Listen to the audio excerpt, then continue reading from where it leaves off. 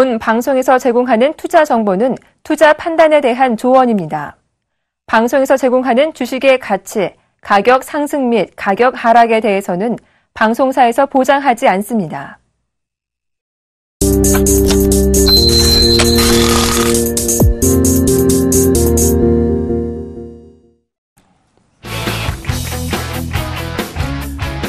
시청자 여러분 안녕하십니까. 막상막하 투매쇼 시즌2의 예병군입니다.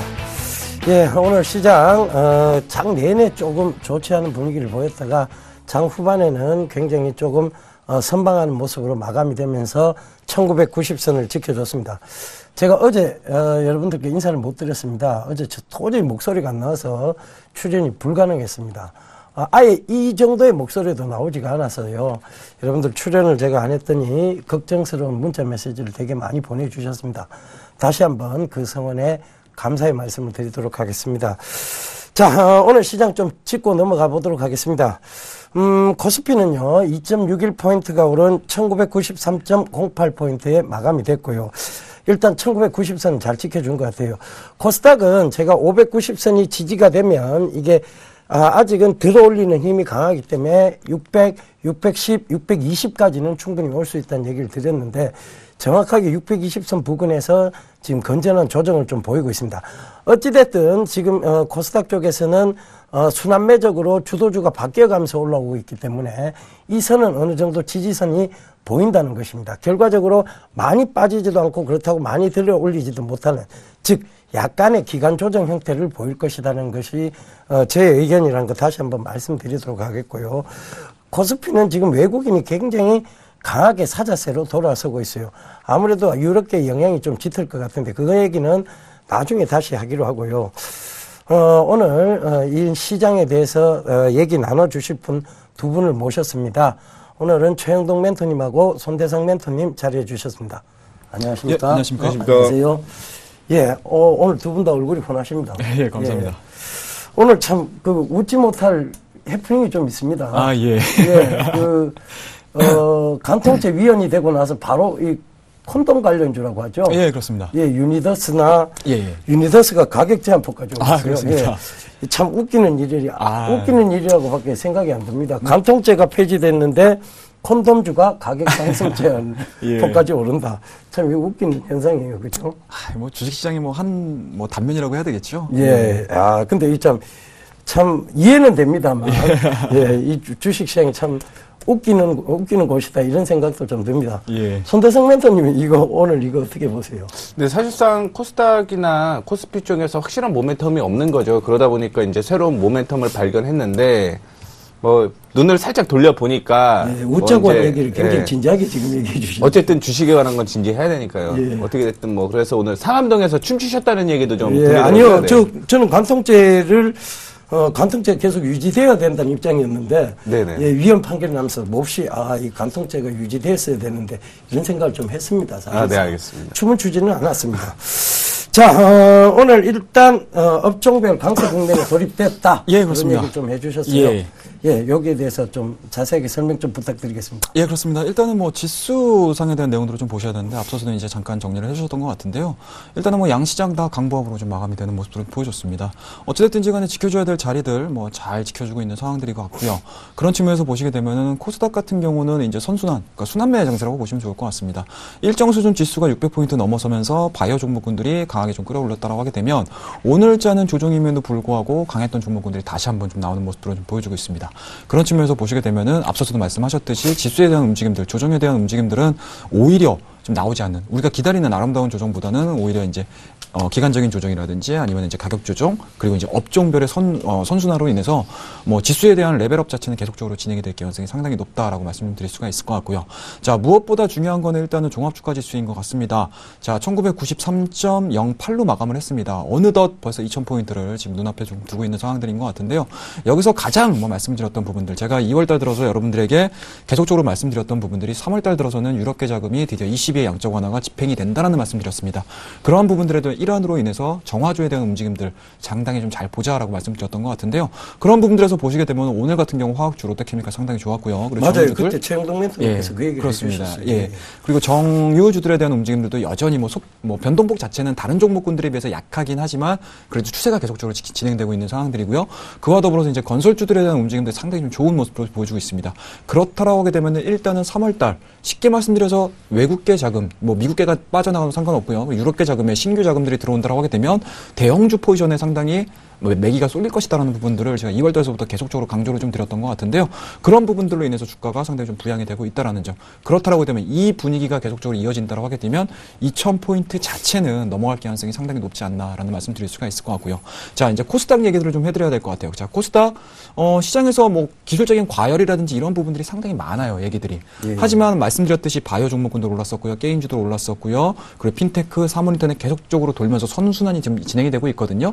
근데 여기서 더 생각을 해 보셔야 될 부분들이 뭐냐면, 자, 이런 종목군들이 펀더멘털 자체가 굉장히 많이 고평가됐다고 해서 주가가 빠진다고 했을 때 지수가 빠졌나요, 안 빠졌나요? 전혀 안 빠졌었거든요. 전혀 안 빠졌죠. 자, 이 빠졌던 부분들을 다른 섹터들이 메꿔주고 있다라는 거죠. 예, 그렇죠. 그와 더불어서 3월달 들어서게 되면 MWC가 예정이 되어 있습니다. 그렇다고 되면 코스닥 시장에서 가장 많은 비중을 차지하고 있는 휴대폰 단말기와 관련된 IT 부품주들에 대한 움직임들, 그렇죠. 전자 쪽이 그렇죠. 주도주가 예, 치고 올라올 수 있는 가능성이 있기 때문에 지수에 대해서 조정 흐름들보다는 오히려 업종별에서 상당히 변동성이 많이 수반될 가능성이 상당히 높다라고 보시면 좋을 것 같고요. 그런 측면에서 보시게 되면 오늘 뭐 강보합 상당히 저는 개인적으로는 시장이 정말 강하구나라는 생각을 좀 할 수 있는 좀 하루였지 않나 생각을 좀 가져볼 수 있을 것 같습니다. 예, 저도 최영동 멘토님 말씀에 동의를 합니다. 예. 결과적으로 지금 우리가 빠지지 못하는 게 지수는 안 빠져요. 근데 그렇죠. 종목적으로 순환매가 그렇죠. 이루어지니까 예. 거기서 이제 또 새로운 어떤 대장주가 될 섹터들, 그렇죠. 그것이 이제 전자 쪽으로 또 부각이 좀 되고 있거든요. 예.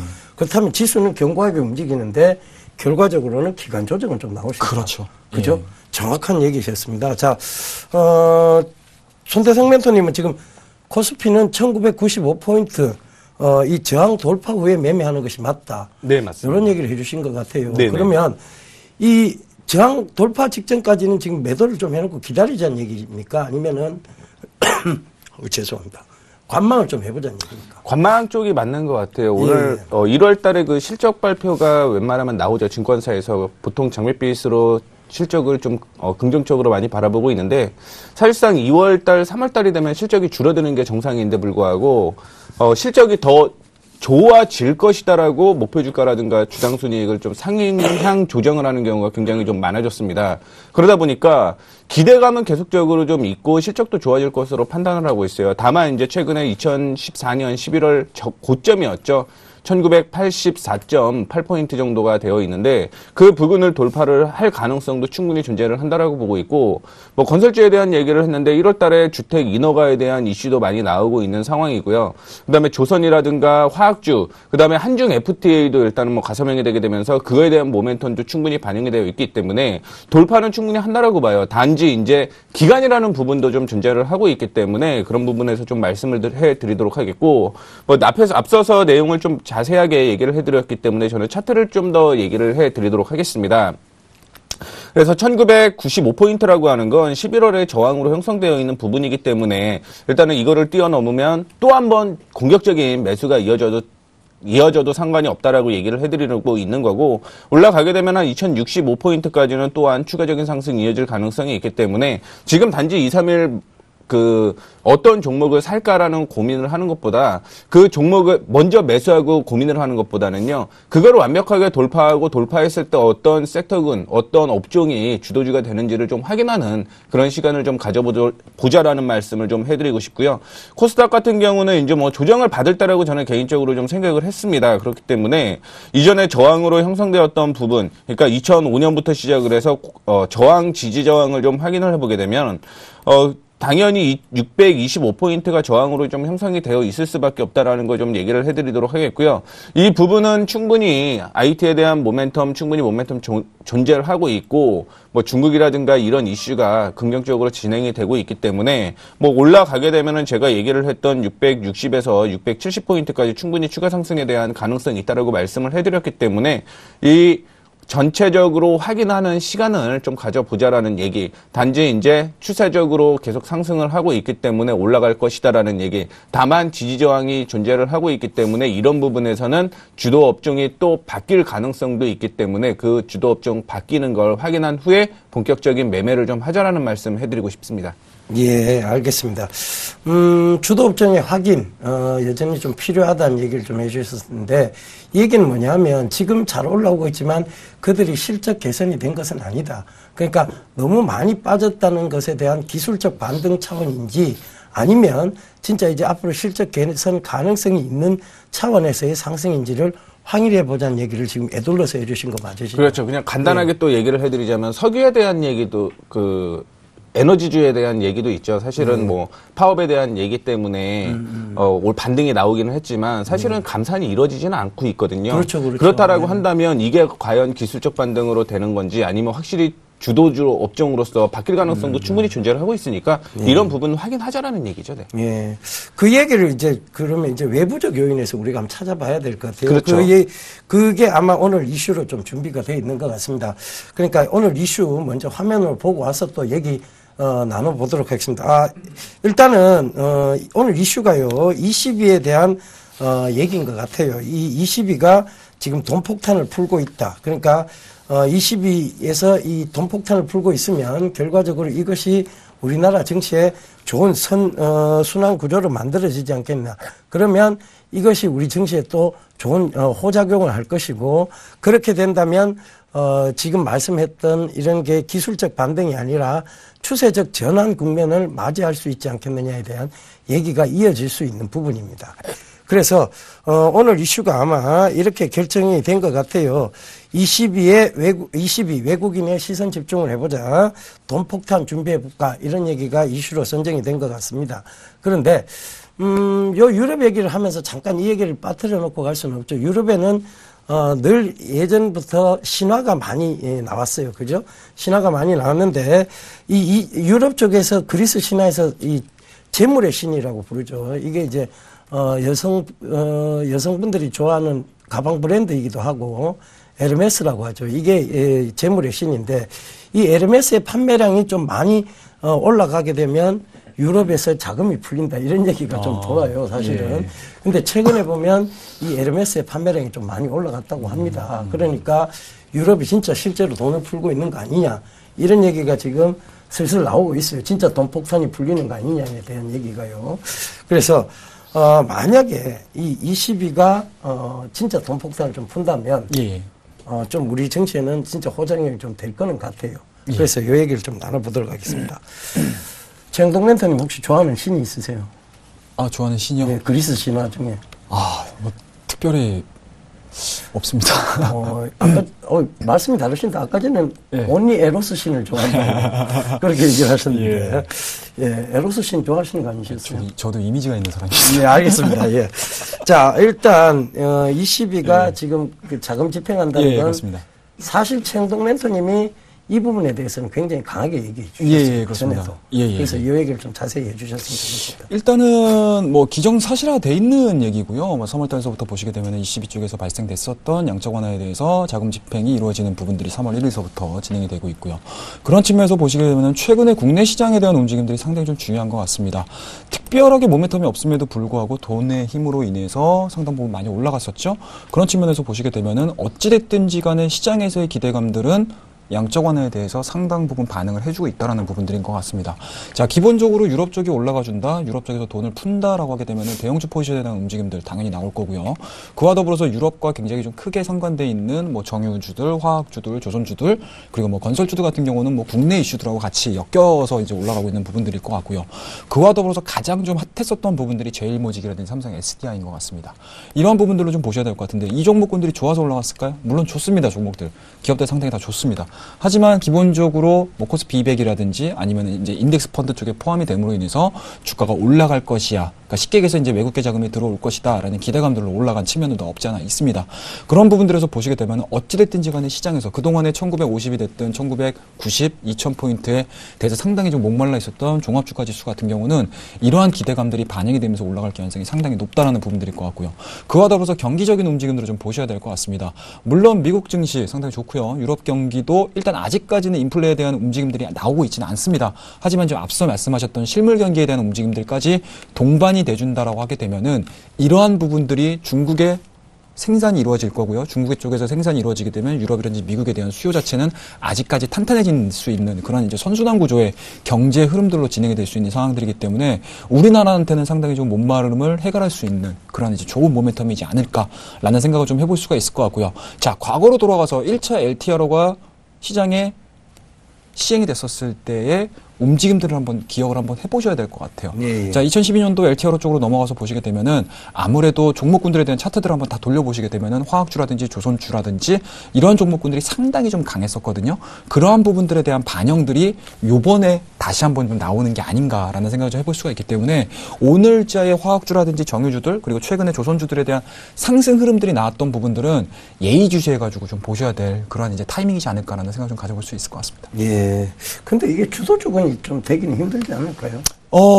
일단은 기본적으로 주가라는 부분들은 물론 저보다도 더 많은 생각들을 하시고 계시는 분들 시장 전문가들도 계시겠지만 실질적으로 뭐 통상적으로 3개월이라든지 6개월 이상 먼저 선반영되는 게 주가라고 저는 생각을 하거든요. 예, 그렇죠. 그렇다라고 되면은 실적이 뭐 1분기에는 안 좋을 거고요. 그렇다라고 되면 2분기, 3분기에 실적이 좋아질 수 있는 가능성. 그리고 그와 더불어서 중간중간에 경기에 대한 코멘트들이 굉장히 뭐 긍정적인 포인트로 만들어 준다라고 하게 되면은 주가는 계속 올라갈 수 있는 가능성. 쉽게 말씀드려서 코스닥 종목군들이 왜 올라갔었습니까? 실적이 좋아서 올라간 건 아니거든요. 앞으로의 성장 기대감들로 올라간 종목군들이 그렇죠. 상당수가 있거든요. 그런 부분들에 대한 바통을 대형주들 포지션에서 나올 가능성이 상당히 높다라고 보시면 좋을 것 같습니다. 예, 알겠습니다. 예. 예, 잠시 뒤에 다시 얘기 나눠보도록 하고요. 송대성 멘토님. 네네. 송대성 멘토님은 지금 그 유럽의 어떤 이런 부분들에 대해서 어떤 좋게 평가를 하고 계시는 겁니까? 그렇죠. 긍정적인 흐름으로 바라보고 있습니다. 일단은 미국 쪽에서의 자금도 역시 유럽 쪽으로 좀 몰리고 있는 경향이 좀 있죠. 그래서 자산을 좀 2,350억 달러 갖고 있는 연기금이 두 군데, 펀드까지 포함해서 한 두 군데가 있는데 오펜하이머 펀드라든가. 요거를 한번 짚고 넘어가 보죠. 네. 일단은 그리스 문제가 좀 완화가 됐어요. 그렇죠. 이제 뭐 거의 뭐 시장에서 그리스 얘기가 안 나올 정도로, 그죠? 그렇죠. 이제 6월 달까지는 연기가 그렇죠. 됐죠. 6월 달까지는 안 네네. 나오도록 돼 있는데 이제 또 스페인 총선이 있단 말입니다. 그죠? 그렇죠. 그럼 이 피그스 국가라고 불리는 포르투갈, 이탈리아, 그리스, 스페인인데 이 돼지들 국가에서 그렇죠? 그렇죠. 그리스에서 먼저 문제가 터져 나왔고 그럼 스페인에서 이 총선이 다가오면 또 스페인에서 이걸 그리스의 어떤 선례를 보고 또 문제를 일으킬 수도 사실 있다는 생각이 좀 들거든요. 예, 있습니다. 그러면 이게 또 발목을 잡지 않을까요? 근데 일단은 죄송합니다. 3, 4, 5월 달까지 남은 거죠. 예. 6월 달 말쯤에 또 그리스에 대한 얘기가 또 나올 테고요. 예. 사실 총선 같은 경우는 스페인 같은 경우 9월이에요. 9월이고 이탈리아 문제도 여전히 좀 작용을 하고 있는 상황인데 이탈리아 같은 경우는 지금 뭐 국제 평가 기관에서 판단을 하기에는 뭐 차등적으로 좋아지고 있다라는 분석을 하고 있습니다. 전체적으로 130%가 넘는 부채를 이탈리아가 좀 갖고 있는데 사실은 그리스가 문제되는 것보다 이탈리아나 스페인이 문제된다라고 한다면 이게 더 큰 그렇죠. 문제인 거죠. 네. 왜냐하면 경제 규모가 훨씬 크기 때문에. 근데 이게 제가 생각하는 건 그래요. 어차피 시중 자금이 들어오게 되면은 3, 4, 5, 6월 달까지는 올라갈 것 같아요. 일단은 그들은 즐기고 볼 것이다. 일단은 올라간 후에 예, 그다음에 즐기고 그리스 난 문제로 이후에. 또 조정 받을 타이밍에 울고 싶은데 뺨 한 번 때려주는 거죠, 그리스가. 예, 예. 그리고 한 번 다시 올라가면서 9월 달에 올라갔으니까 또 스페인에서 울고 싶은데 뺨 한 번 때려주면서 그렇게 순환되면서 올라갈 것으로 예측은 하고 있어요. 그래서 전체적으로 자금이 풀리면 당연히 올라간다라고 보고 있고 문제가 되고 있는 거는 이제 뭐 20에서 채권을 산다라고 얘기를 하는 거죠. 그러면 지금 손대성 멘토님 얘기로는 유럽이 뺨 때릴 기회가 많다 이 얘기를 하고 계시는 건데요. 그렇죠. 근데 울고 싶을 기회도 여러 번 있겠죠. 예, 알겠습니다. 예. 그러면 일단은 지금 뭐 워렌 버핏의 유럽 투자라든가 이런 부분에 대해서 좀 적어 오신 것 같아요. 네네, 맞습니다. 여기에 대해서 좀 상세히 좀 설명해 주십시오. 네, 아까 전에 말씀해드렸던 펀드 기금이라든가 연금 그 연기금이 계속적으로 좀 들어오고 있습니다. 그동안 워렌 버핏은 미국 쪽의 종목들을 좀 많이 인수를 하는 그런 경향이 있었는데 이번에 독일 쪽에서도 인수를 하겠다라는 얘기가 나오는 만큼 뭐 긍정적인 시선이 계속 이어질 수밖에 없다라는 측면을 확인을 해보신다라고 한다면 긍정적일 수밖에 없다라는 거죠. 그리고 문제가 되고 있는 건 추후에 금리 인상에 대한 얘기가 나왔을 때 그때도 한국에 큰 영향을 줄 것인가에 대한 문제가 지금은 가장 크다라고 생각을 하고 있습니다. 결국은 주가에 반영이 될 수밖에 없다라는 거. 근데 또 한편 보게 되면은요, 이게 매달 채권을 사야 되는데 채권을 보통 사는 게 있어요. 독일 국채를 좀 많이 사게 되는데 만기 쪽이나 혹은 기존에 들고 있는 채권단에서 그걸 팔 것이냐가 문제가 좀 될 가능성이 있다라는 얘기가 나오고 있습니다. 그렇기 때문에 이런 부분까지 좀 살펴봐야 된다라고 생각을 하고 있습니다. 결론적으로는 뭐 자금은 계속 흘러나오기 때문에 유동성은 풍부해질 것이다. 풍부한 유동성으로 인해서 전 세계적으로 풀려갈 가능성이 있다라는 것까지 좀 얘기를 해드리고요. 그 다음에는 이제 추후에 환율 문제는 분명히 어떤 부분으로든 증시에 영향을 미칠 거라는 것까지만 일단은 먼저 얘기를 해드리도록 하겠습니다. 네. 예, 알겠습니다. 자, 두 분께 추가 질문 하나 하도록 하겠습니다. 예. 어떻게 보면 이 유럽하고 좀 동떨어진 문제인데요. 예. ELS에 대한 얘기예요. 예, 그렇습니다. ELS 이거 보면 참 가당찮도 않다.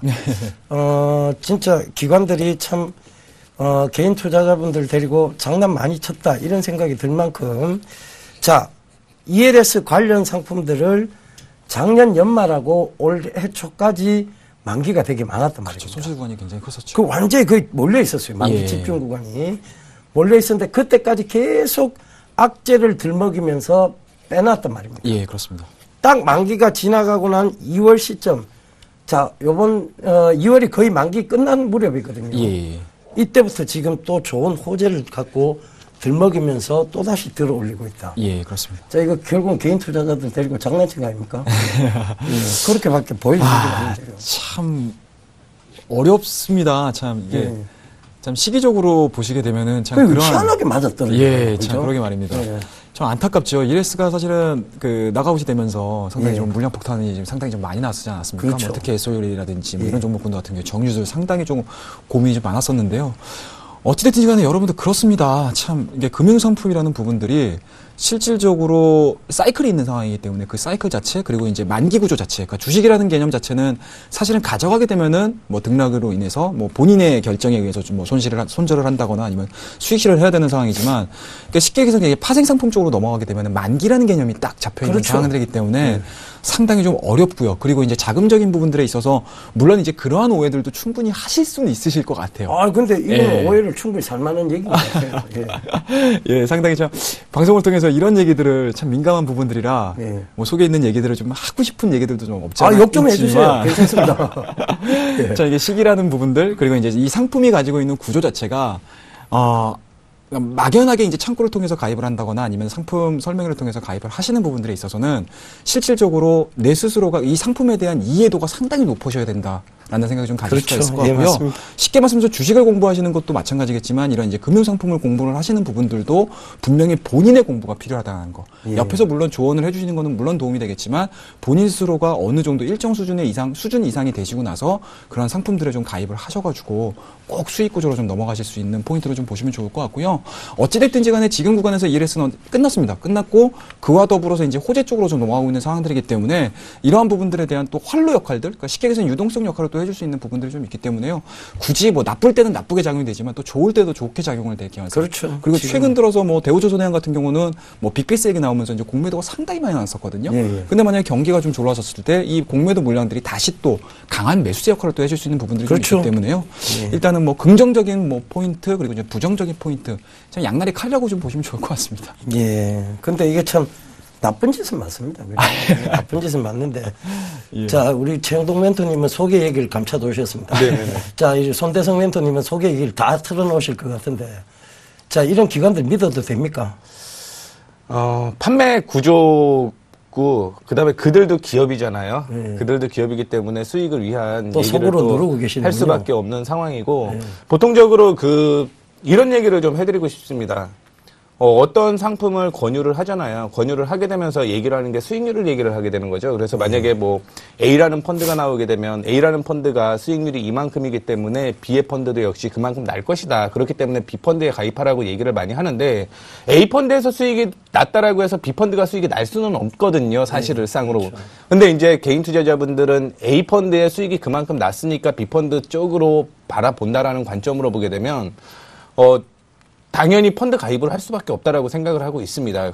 그러면 이슈가 안 되는 종목이 여전히 바닥일 가능성이 있다라는 거죠. 왜냐하면 어떻게 보면은 이슈가 되기 때문에 그거에 대해서 또 나중에 개인 투자자들이 정보가 좀 느릴 수밖에 없기 때문에 늦게 들어오는 경우가 있어요. 그래서 만약에 제 관점으로는 그래요. 만약에 이슈가 되고 있다라고 한다면 그것보다는 이슈가 안 되고 있는 종목들 혹은 금융상품 쪽으로 봐야 되는 게 어떻게 보면 맞지 않을까라는 생각을 갖고 있으니까요. 역발상의 전략을 조금 생각해 보시는 게 금융상품에 대한 내용이 맞지 않을까라는 생각을 가지고 있으니까요. 하긴 꼭 공부 필요합니다. 네. 예, 두 분 다 공부가 필요하다는 얘기만 해주셨는데 조금 더 적나라하게 표현해 드리도록 하겠습니다. 자, ELS 상품을 가입시킬 때요, 대다수의 기관에 근무하시는 분들이 어떤 얘기로서 고객들을 현혹시켰느냐. 자, 이 대형 종목군이 반토막이 나겠습니까? 라는 얘기로 고객분들을 현혹시켰습니다. 그런데 이 대형 종목군들도 분명하게 반토막 이상을 냈고 그러면서 개인 투자자들의 손실의 폭이 엄청나게 커졌다는 것이죠. 자, 이 ELS에 대한 위험도에 대한 얘기들은 이 막상막하 투맨쇼와 우리 서울경제TV가 계속해서 경고를 해드렸습니다.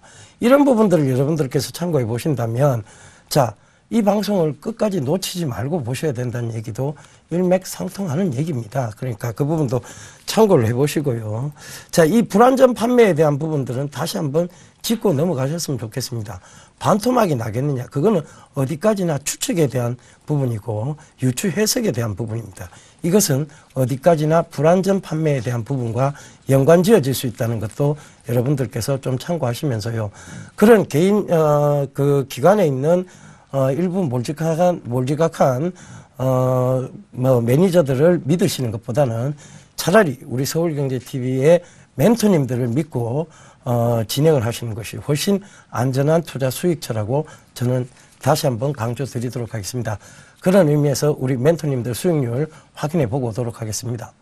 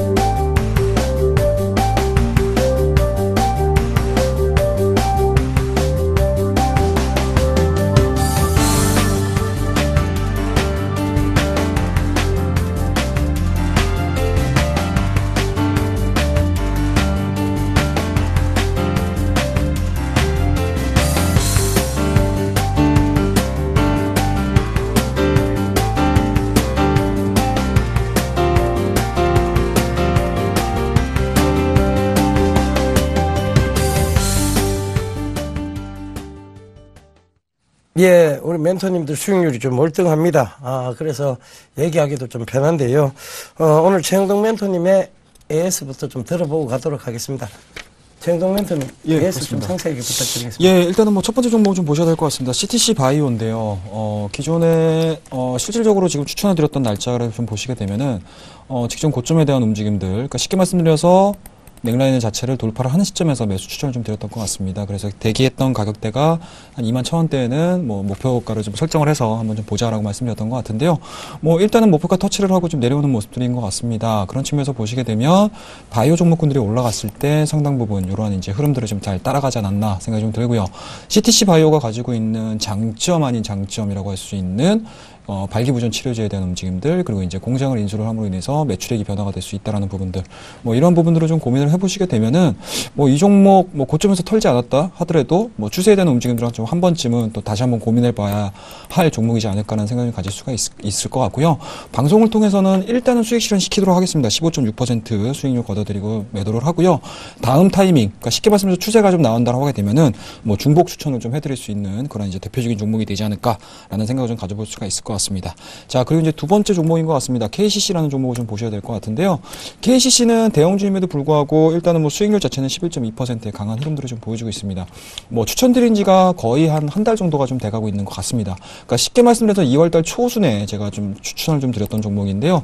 그때도 말씀드렸듯이 일단은 뭐 3월달 들어서게 되면은 대형주 쪽에 대한 흐름들 나올 가능성이 상당히 높다라고 말씀드렸고, 건자재 쪽에 대한 움직임들 상당히 긍정적인 시장의 평가가 이루어질 가능성이 상당히 높다라고 말씀드리면서 이 종목 뭐 변동성은 좀 수반을 했었지만 다른 종목군들, 작은 종목군들이 움직일 때 특별하게 이 종목에 대해서는 뭐 변동성이 좀 나오진 않았습니다. 원하는 수익률이 좀 나오진 않았는데 최근 들어서 어떻습니까? 상당히 좀 급격하게 대형주임에도 불구하고 빠르게 좀 올라가는 모습을 보여주고 있죠. 그렇다고 되면은 단기적인 목표가라고 할 수 있는 61만 원대까지의 가능성들 일단은 열어두고 대응을 할 테니까요. 이 종목도 마찬가지로 좀 굳건하게 가지고 가도록 하겠습니다. 자, 그 다음에 이제 코리아 서킷이라는 종목을 좀 보셔야 될 것 같아요. 일단은 뭐 손실을 좀 기록을 하고 있는데요.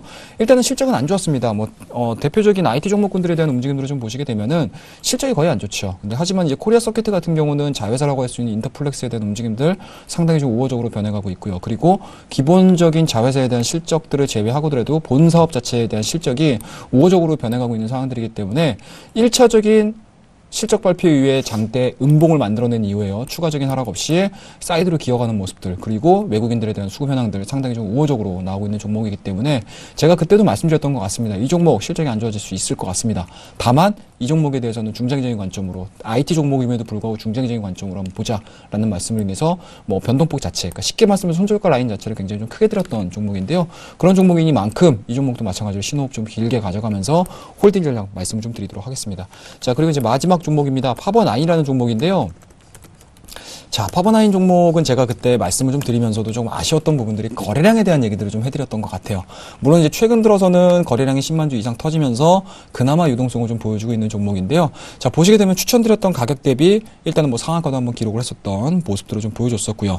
그리고 일시적으로 뭐 11,000원대까지의 상승 흐름들, 단기적인 상승 흐름들까지 보여줘서 일단은 뭐 변동성은 어느 정도 좀 나아졌었는데 아무래도 코스닥 시장에 대한, 그러니까 종목군들에 대한 이동이 워낙 빠르다 보니까 이 종목들도 마찬가지로 11,000원대에서 뭐 빠르게 지금 차익성 매물들이 좀 나아졌습니다. 하지만 여기서 보셔야 될 부분들이 뭐냐면 바닥권에서 진행되고 있는 이러한 추세적인 움직임들입니다. 자, 추세가 1차적인 추세 자체는 일단은 9,000원대에서 눌림목 구간이 형성이 될 가능성이 상당히 높지만 최근에 장대 양봉이라든지 이러한 이제 장대 양봉 구간들을 좀 보시게 되면은요, 추세가 1차적인 추세에서 끝나는 게 아니고 2차 추세를 만들어낼 가능성이 상당히 높다라고 보시면 좋을 것 같습니다. 자, 오늘자 같은 경우도 짧은 단봉을 만들어내고 거래량이 현저하게 줄었다라는 점. 그렇다고 되면 내일자가 과연 추가적인 하락 없이 만약에 양봉을 만들어낸다고 하게 되면은 이 첫 번째 추세가 아닌 두 번째 추세에서 시장이 형성이 될 가능성이 상당히 높다라고 말씀 좀 드릴 수가 있으니까요. 이 종목 마찬가지인 것 같습니다. 좋다고 말씀드렸죠. 삼성전자에 대한 TV 다이에 대한 움직임들, 그리고 이제 알루미늄 소재에 대한 움직임들 상당히 좀 좋아질 수 있다라는 말씀 드렸던 것 같은데요. 그 부분들은 시장에서 어느 정도 인정이 좀 받은 것 같습니다. 그렇다고 되면은 이 종목도 마찬가지로 목표가라고 할 수 있는 12,000원대까지는 충분히 올라갈 가능성이 상당히 높다라고 말씀드릴 수가 있으니까요. 이 종목도 일단은 수익률 7.8% 걷어들이고 있는 현 시점에서 홀딩 전략 말씀을 좀 드리도록 하겠습니다. 예, 상세하게 AS 해주셨으니까요. 여러분들 참고하셔서 또 멘티 분들은 더더욱 참고를 많이 해주셨으면 좋겠습니다. 자, 이번에는 손대상 멘토님의 AS 들어보고 가도록 하겠습니다. 네, NC소프트를 원래 23만 원의 목표가를 제시를 해드렸었는데 22만 8천 원에서 좀 조정을 받아주는 모습입니다.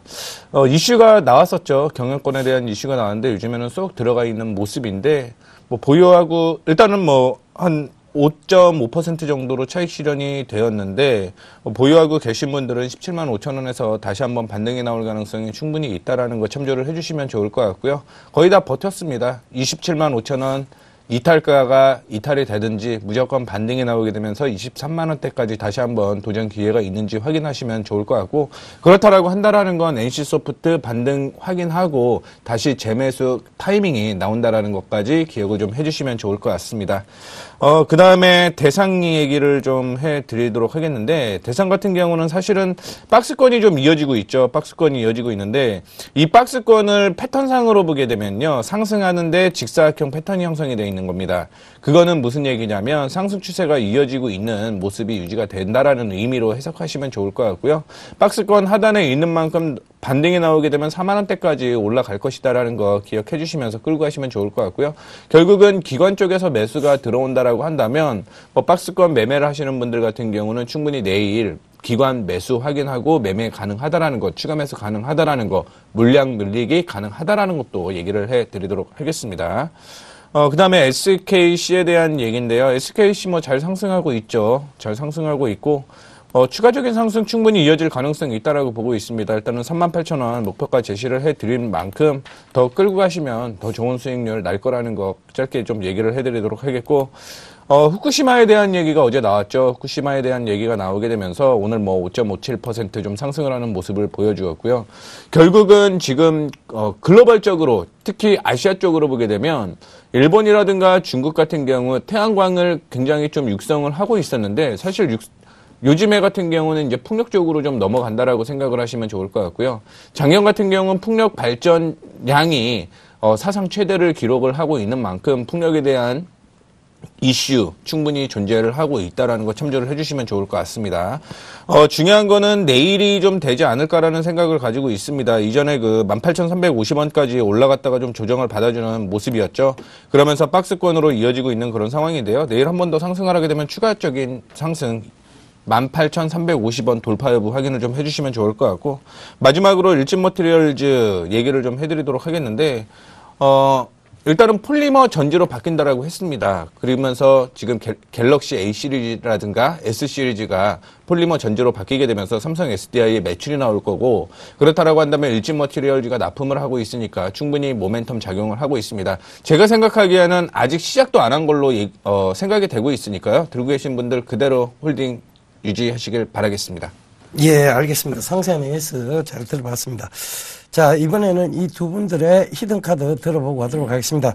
최영동 멘토님, 오늘 히든카드 제시해 주시죠. 예, 그렇습니다. 2월 26일 막상막하 투맨쇼 오늘의 히든카드는 일단은 파트론 종목을 좀 준비를 해왔습니다. 자, 일단 아무래도 이제 많이 보셨을 거예요, 파트론. 뭐 최근 들어서 이제 휴대폰 부품주들에 대한 움직임들, 그리고 이제 카메라 모듈 쪽에 대한 움직임들은 일단은 뭐 지금 당장 3월달 들어서서 2월달 들어서서 진행이 된 게 아니고 11월달에 바닥을 확인을 하고 주가적으로 끊임없이 좀 올라왔던 흐름들을 좀 보여주고 있는데요. 뭐 최근 들어서는 뭐 2월달, 1월달 고점을 갱신한 이후에 조정이 좀 나온 흐름들을 좀 보여주고 있습니다. 그런 부분들에서 보시게 되면 오늘자 파트론 4.07%의 상승을 보여줌으로 인해서 이 종목을 추천드리는 이유는 일단은 그렇습니다. 뭐 종목은 워낙 좋고요. 그리고 이제 탄탄한 실적에 대한 움직임들은 좀 나와주고 있습니다. 그리고 기술적인 부분들도 상당히 좀 좋은 회사 중에 하나지만 어찌됐든지 간에 주식 투자라는 데 있어서는 굉장히 좀 모멘텀이라는 부분들을 배제를 시켜놓고 얘기를 할 수는 없을 것 같습니다. 자, 그렇다고 하면 앞서서도 제가 시황적인 얘기들 말씀드렸죠. 코스닥이 600포인트 넘어서 기술적인 과열 구간에 진입을 해 있지만 이 흐름들을 버텨줄 수 있는 부분들이 시기적으로 휴대폰 단말기 쪽에서 발생이 될 가능성이 상당히 높다라고 말씀드렸던 것 같습니다. 그런 부분들에서 보시게 되면 애플 쪽에 대한 움직임도 좋겠지만 국내 주요 기업이라고 할 수 있는 삼성전자의 갤럭시 S6에 대한 출시 모멘텀들이 주가에 투영이 되고 있지 않나라는 생각에서 오늘자 파트론 있는 종목을 가지고 나왔고요. 다 말씀드린 것 같습니다. 파트론 같은 경우는 갤럭시 S6 쉽게 말씀해서 삼성전자 모바일 쪽에서의 카메라 모듈이라든지 안테나 쪽에 대한 수요가 상당히 상당히 높습니다. 그와 더불어서 출시 기대감에서 주가가 올라갈 가능성이 상당히 높다라고 말씀드릴 수가 있을 것 같고요. 자, 그런 측면에서 보시면 차트를 한번 보셔야 될 것 같습니다. 자, 일단은 보시게 되면은요, 제가 지금 형광색으로 보이시는 막대 바가 보이시는지 모르겠습니다. 이게 매물대라고 보시면 좋을 것 같은데요. 현재 보시게 되면은 매물대가 상당히 좀 탄탄하게 잡히고 있습니다. 그리고 10월 달에 저점을 만들어내주고 꾸준하게 좀 올라가는 모습들. 그런 측면에서 보시게 되면 기존 추세를 이탈을 하는 흐름들이 좀 나아졌었죠. 12,000원대. 하지만 여기서 보시게 되면은 단기적으로 쌍바닥을 만들어내면서 매물대에 대한 움직임들 상당히 긍정적인 포인트를 만들어내고 있습니다. 거래량 자체도 마찬가지인 것 같습니다. 상당히 좀 좋았음에도 불구하고 1차적인 상승을 보여줬을 때는 거래량의 움직임들 상당히 좋았죠. 조정을 받는 상황에서 거래량이 현저하게 줄어들고 있고요. 오늘 같은 경우는 보시게 되면은 거래량에 동반을 했지만 기관 쪽에 대한 움직임들보다는 개인 쪽에 대한 움직임들보다는 오히려 외국인 쪽에 대한 움직임들 상당히 좋았습니다. 자, 수급적인 측면 한번 보시도록 할게요. 자, 보시게 되면은요, 지금 위에 보이시는 녹색 그래프가 기관 쪽에 대한 움직임들이고요. 지금 핑크색으로 보이는 부분들이 외국인인 것 같습니다. 외국인들 같은 경우는 1월 달에 저점으로 해서 꾸준하게 모습들을 보여주고 있다라는 점, 이 부분들이 주요를 하셔야 될 것 같아요. 그리고 최근 들어서 급격하게 증가되는 모습들 보여주고 있죠. 그렇다고 되면은 갤럭시 S6에 대한 움직임들, 그리고 코스닥 쪽에서 실적이 나올 수 있는 그리고 성장에 대한 기대감들, 그리고 이제 모멘텀을 가지고 있는 종목군들에 대한 움직임들이 나올 가능성이 상당히 높다라고 말씀드릴 수가 있으니까요. 이 종목 같은 경우는 일단은 4%대 두려워하지 말고 매수를 한번 좀 해보도록 하겠습니다. 내일자 12,800원에 매수를 한번 해보도록 하고요. 단기적인 목표가는 일단은 모멘텀 투자라고 말씀드렸습니다. 이 종목은 계속적으로 시장에 대한 기대감들을 투영을 하면서 매매를 하셔야 되기 때문에 일단은 매수가는 12,800원이고요. 직전 고점까지에 대한 움직임들 한번 보도록 하겠습니다. 15,000원대까지의 움직임들, 15,000원에서 14,000원대까지 1차적인 목표가 설정을 해드릴 테니까요. 여기까지 한번 보시는 전략을 제시해드리고요. 손절 라인은 굉장히 간단합니다. 단기적인 쌍바닥을 만들어냈던 12,300원을 이탈을 한다고 하게 되면은 이 종목에 대한 실패 요인, 실패적인, 그러니까 기술적인 부분으로 실패라고 가늠을 하고 손절 라인 자체는 12,300원으로 제시를 해드리도록 하겠습니다. 예. MWC에 대한 기대감이 좀 있으신가요? 예, 그렇습니다. 그렇죠. 모바일 월드 콩그레스. 예. 자, 근데 예. 이 파트론 같은 경우에는 예. 근거리 무슨 통신하고도 관련이 좀 있어요. NFC하고도 있죠. NFC하고도 예, 관련이 그렇습니다. 있는데 최영동 멘토님은 근거리 무슨 통신이 앞으로 주기술이 될 것이냐, 예. 아니면 블루투스가 앞으로의 무슨 주기술이 될 것이냐의 부분에 어느 쪽에 좀 중점을 두고 계십니까? 일단은 NFC 같은 경우는 지금 단기적으로 나온 기술은 아니거든요. 이미 뭐 상용화되고 있는 상황이고요. 그런 측면에서 보시게 되면은 일단은 국내에서는 NFC 기술이 저는 개인적으로는 그렇게 크게 상용화로 성공했다고 생각을 하지 않습니다. 하지만 최근 들어서 보시게 되면 비콘이라는 그 기술이 그렇죠, 있죠. 그렇죠. 오히려 그 부분 쪽에 더 포커싱이 맞춰질 수 있지 않을까라는 생각이 좀 들고요. 다만 이제 이 비콘이라는 기술 자체가 NFC라는 기본, 그러니까 베이스를 깔고 가는 기술이기 때문에 예. 뭐 연관해서도 뭐 충분히 모멘텀으로 작용할 가능성이 상당히 높다고 말씀드리고 알겠습니다. 예. 참, 중요한 포인트를 좀 짚어주셨어요. 예, 감사합니다. 예, 알겠습니다. 자, 이번엔 손대상 멘토님 히든카드 들어보고 가도록 하겠습니다. 네, 앞서서 최영동 멘토님께서 하이엔드급 스마트폰에 대한 관련주를 갖고 왔다면 저는 이제 보급형 쪽으로 좀 얘기를 해드리도록 하겠습니다. 예. 삼성전자 쪽에서 보급형 스마트폰을 늘리고 있죠. A, E, J, 뭐 Z까지 뭐 계속적으로 좀 나오고 있는데 이 이유가 뭐냐면은 이제 시장 점유율적인 측면으로 보게 되면 하이엔드보다는 보급형이 2배 정도 시장이 크다라고 좀 생각을 하시면 좋을 것 같습니다. 그렇기 때문에 여기에는 이제 가격제가 프리미엄보다는 저가로 진행이 되다 보니까 디스플레이 같은 경우는 LCD가 진행이 될 수밖에 없다라는 얘기를 좀 해드리고 싶고요. 그랬을 때 국내 유일의 LCD 모듈을 공급하고 있습니다. A, E, J, Z까지 다 모듈로 들어갈 수 있는 건 디스플레이 택이다라고 좀 생각을 하시면 좋을 것 같고요. 그 다음에 MTWC에서 지금 LG에서 보급형 스마트폰을 엄청나게 쏟아낼 것으로 예측이 되고 있는데 그거는 뭐 LG뿐만이 아니라 화웨이라든가 소니도 역시 똑같은데 삼성전자도 이번에 뭐 기대감은 갤럭시 S6에 포함이 되어 있지만 보급형 스마트폰도 역시 제2전쟁이 진행되지 않을까라는 관심을 좀 가지고 있기 때문에 이런 측면으로 봐서 국내 유일 종목, 그 다음에 하이엔드보다 시장이 2배나 넓은 이런 시장 갖고 있는 상태이기 때문에 뭐 이런 측면으로 봐도 충분히 메리트가 있다라고 보고 있고요. 차트상으로 좀 빠르게 또 얘기를 좀 해드리도록 하겠습니다. 종목 이름을 얘기하세요. 디스플레이 택입니다. 네. 네, 아니 지금 티저 광고 찍으시는 것도 아니고. 그러니까요. 예, 왜 그러세요? 종목 이런 거 먼저 얘기를 해드렸어야 되는데, 예, 예. 네, 디스플레이 택입니다. 네. 차트를 좀 보면서 자세하게 좀 얘기를 해드리도록 하겠는데, 지금 뭐 수급적인 측면으로 제가 표시를 해놨어요. 외국인 수급이 빨간색이 외국인입니다. 외국인이 사면 주가 올라가고 외국인이 팔면 떨어지고 외국인이 사면 올라가는 주가가 딱 외국인 수급과 마저 떨어지고 있는 그런 모습을 보여주고 있고요. 외국인 쪽에서 지금 매수가 나오고 있고요. 오늘 같은 경우는 기관에서도 역시 매수가 들어오게 되면서 5.85% 정도 상승을 했다라고 좀 생각을 하시면 좋을 것 같고요. 이전에 저항으로 형성되어 있던 부분이 있어요. 7월, 8월 고점으로 형성되어 있던 부분이 저항으로 있었는데 오늘 돌파를 하는 모습을 보여주고 있는 만큼 추가적인 상승 이어질 것이다. 역사적으로 13,350원에서 지금 뭐 6,000원까지 떨어져 있다라고 한다면 많이 올라가면은 뭐 100%까지 지금 바라보고 들어가는 종목이다라고 좀 생각을 하시면 좋을 것 같고요. 매수가 같은 경우는 일단 오늘 상승을 했기 때문에 조정을 좀 받을 가능성을 염두를 해두고 매매를 좀 이어가 보도록 하겠습니다. 6,120원을 일단은 뭐 매수 단가로 좀 얘기를 해드리도록 하겠고 이탈가는 오늘의 저가로 형성되어 있는 5,800원 제시해 드리도록 하겠습니다. 1차적인 목표가로 제시를 해드리는 건 7,050원 정도까지 1차적으로 좀 얘기를 해드리도록 7,050원까지 얘기를 좀 해드리도록 하겠는데, 이거는 단기적인 목표가예요. 단기적인 목표가고, 중장기적으로는 뭐 100% 정도인 13,350원대까지 끌고 가도 될 만한 충분히 모멘텀이 있는 종목이다라고 생각을 하고 있으니까 디스플레이트에 관심 가져주시길 바라겠습니다. 예, 손대성 멘토님의 히든카드가 아닌 손대성 멘토님의 티저 광고 디스플레이트에 잘 들어봤습니다. 이것도 손만 대면 상한가, 네, 상한가입니까? 손만 대면 상승입니다, 이거. 예, 알겠습니다. 손만 대면 상승 쪽으로 약간 약화되게 표현을 해주셨습니다. 제가 전혀 출연을 못했습니다. 굉장히 목소리가 안 나와서 출연을 못했는데요. 일단 사과의 말씀을 먼저 드리도록 하겠습니다. 앞으로는 건강관리 유념하면서 여러분들께 더욱더 좋은 생생하고 활기찬 목소리로 여러분들 찾아뵐 것을 약속드리면서 오늘 이만 물러가도록 하겠습니다. 지금까지 함께해 주셔서 대단히 감사합니다.